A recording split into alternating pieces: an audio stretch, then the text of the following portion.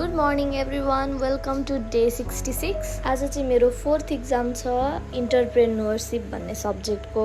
आजको इक्जामको क्वेसन चाहिँ अलिक फ्री राइटिङवाला थियो, राम्रो भयो। यो अचारको रेसिपी चाहिँ मैले अस्तिदेखि देखिरहेको थिएँ अनि म ट्राई गर्छु भनेर सोचिरहेको थिएँ।